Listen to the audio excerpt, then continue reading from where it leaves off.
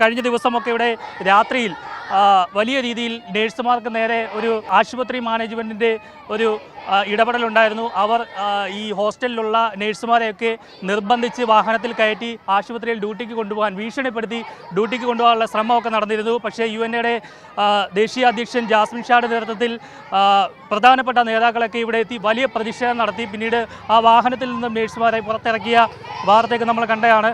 ഇപ്പോൾ എന്തായാലും നമുക്ക് ഇവിടെ കാണാം. ഇവിടെ ഈ കടുത്ത വേനലിലും ഈ ഒരു വെയിലൊന്നും വകവയ്ക്കാതെ തന്നെയാണ് ഇവരെല്ലാവരും ഇവിടെ ഈ ഒരു പ്രതിഷേധം നടത്തിക്കൊണ്ടിരിക്കുന്നത്. മോനെ, കഴിഞ്ഞ ദിവസം എന്താ ഇവിടെ സംഭവിച്ചത്?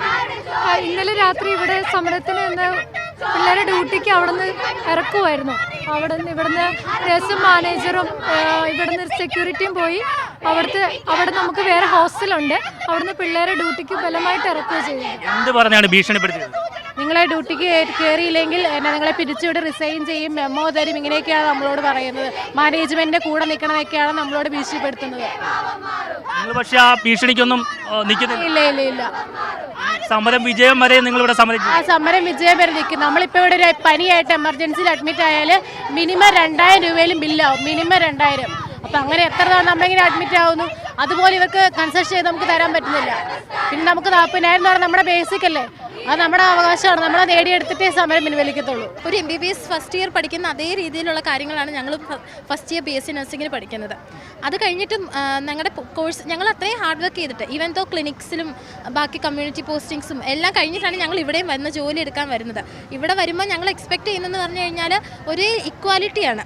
ഞങ്ങളും മെഡിക്കൽ ഫീൽഡിലുള്ളവരാണ്, അവരും മെഡിക്കൽ ഫീൽഡിലുള്ളവരാണ്. അപ്പോൾ ഞങ്ങൾക്ക് വേണ്ടതെന്ന് പറഞ്ഞാൽ ഇച്ചിരി റെസ്പെക്റ്റും. അപ്പോൾ ആ റെസ്പെക്റ്റ് ആദ്യം കൊണ്ടുവരുന്നത് സാലറി ബേസിസിലാണ്. അവിടെ തന്നെ സാലറിയിൽ തന്നെ വലിയൊരു വ്യത്യാസം വരുമ്പം അവർ ചെയ്യുന്നതിനും കൂടുതലൊന്നും പറയുന്നില്ല. അവരോടൊപ്പം തന്നെ ഞങ്ങളും അധ്വാനിക്കുന്നുണ്ട്, ഞങ്ങളോടൊപ്പം തന്നെ അവരും. ഒരു ഇക്വാലിറ്റി ഉണ്ടെങ്കിലല്ലേ സ്മൂത്തായിട്ട് പോകാൻ പറ്റത്തുള്ളൂ. അതാണ് ഞങ്ങളുടെ ഇപ്പോഴത്തെ സമരത്തിനുള്ള മെയിൻ അടിസ്ഥാന കാരണം. ഡോക്ടർ പറഞ്ഞ നേഴ്സുമാർക്ക് ഇങ്ങനെ ശമ്പളം വർദ്ധിപ്പിക്കേണ്ടത്, ഇത് പറയുന്നത് ലക്ഷങ്ങൾ മേടിക്കുന്ന ആൾക്കാരാണ്. ഡോക്ടേഴ്സ് പറയുന്നത് അത് അവർക്ക് അവരുടേതായ പെർസെപ്റ്റീവ്സും കാര്യങ്ങളും എല്ലാം ഉണ്ട്. ഞങ്ങൾക്ക് ഞങ്ങളുടേതായ രീതികളുമുണ്ട്. ഞങ്ങളെന്ന് പറയുമ്പം അതവർക്ക് ബുദ്ധി ഇല്ലാഞ്ഞിട്ടാണ് ഞാൻ പറയുള്ളൂ. വിവരമുള്ളവരാരും അങ്ങനെ പറയത്തില്ലല്ലോ. കാരണം ചിന്തിക്കാനുള്ള മനസാക്ഷി അല്ലെങ്കിൽ ചിന്തിക്കാനുള്ളൊരു ഇതുണ്ടല്ലോ. ഞങ്ങൾ ചിന്തിച്ചപ്പോൾ ഞങ്ങൾക്ക് വേണ്ടത് ഞങ്ങൾക്ക് വേണം. കാരണം ഒരു മണ്ടികളല്ലാരും നഴ്സുമാരെന്ന് പറയുമ്പോൾ അവർക്ക് അതിൻ്റെ ഈവൻ ബൈസ്റ്റാൻഡേഴ്സിനെ നേരിടാൻ മീൻസ് അവരെ ഡീൽ ചെയ്യാനും അവരോട് കാര്യങ്ങൾ എക്സ്പ്ലെയിൻ ചെയ്യാനും ഒരു പേഷ്യൻ്റ് കണ്ടീഷൻ പറഞ്ഞാൽ തന്നെ അത് അറിവുണ്ടെങ്കിലേ അവരെ ട്രീറ്റ് ചെയ്യാൻ പറ്റത്തുള്ളൂ. വേണം. അപ്പം അതൊക്കെ ടോളറൻസും എല്ലാം ഉണ്ട്. അതൊക്കെ വെച്ച് നോക്കുമ്പം ഇവർ ഞങ്ങൾക്ക് തുച്ഛമായ സാലറി തന്ന് ഞങ്ങളെ ഒതുക്കാനായിട്ട് ശ്രമിക്കേണ്ട എന്നാണ് ഞങ്ങൾ പറയുന്നത്.